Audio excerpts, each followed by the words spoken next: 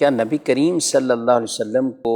یتیم کہہ سکتے ہیں؟ اعلیٰ حضرت امام علیہ سنت رحمۃ اللہ تعالیٰ علیہ جو زبردست عاشق رسول ہیں، اور نبی پاک صلی اللہ تعالیٰ علیہ وآلہ وسلم کا جو معاملہ ہے وہ عام معاملہ نہیں ہے۔ آپ کی بارگاہ کے اندر جو الفاظ استعمال کیے جاتے ہیں، ان الفاظ کے استعمال کے اندر بھی بہت زیادہ احتیاط کی حاجت ہوتی ہے۔ جیسے قرآن مجید فرقان حمید میں اللہ جل شانہ نے صحابہ کرام علیہم رضوان کو فرمایا کہ یا ایھا الذین آمنوا لا تقولوا راعینا،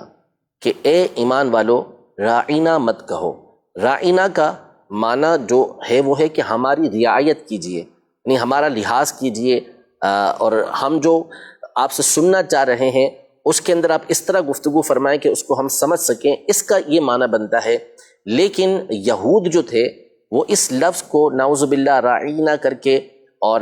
زبان کو کروٹ دے کے اس انداز میں ادا کرتے تھے کہ اس کا معنی غلط بن جاتا ہے۔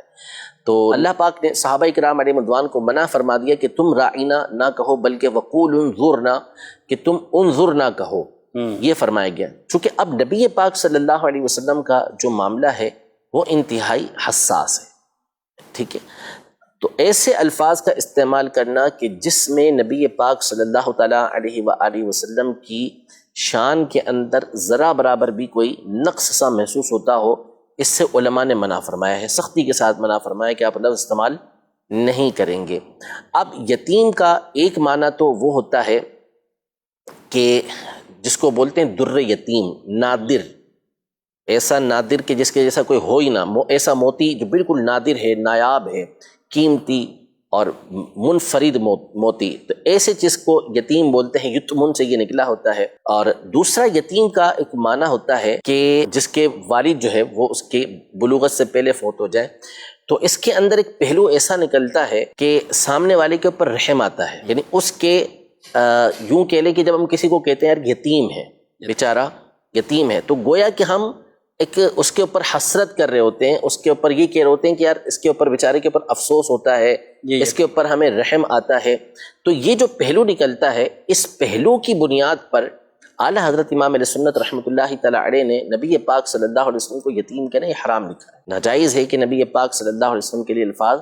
استعمال کیے جائیں۔ اللہ پاک وہ ان کا رب ہے، اور اس نے ایک خاص نبی پاک صلی اللہ تعالیٰ علیہ وسلم کی شان و عظمت کو بیان کرتے ہوئے فرمایا کہ الم یجد کا یتیمن فآوا، ہم نے آپ کو یتیم پایا تو آپ کو پناہ دی، یعنی آپ کی پرورش کی، آپ کو ہم نے غنی کیا، آپ کو بے مثل و بے مثال بنایا۔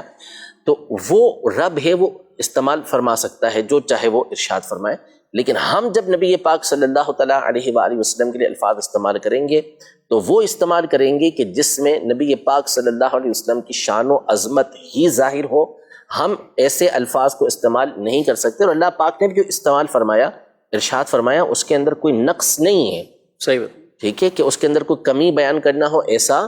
نہیں ہے۔ بہرحال امام علیہ سنت رحمۃ اللہ تعالی کا فتویٰ یہی ہے کہ یتیم کا لفظ نبی پاک صلی اللہ تعالیٰ علیہ وآلہ وسلم کے لیے استعمال نہیں کر سکتے۔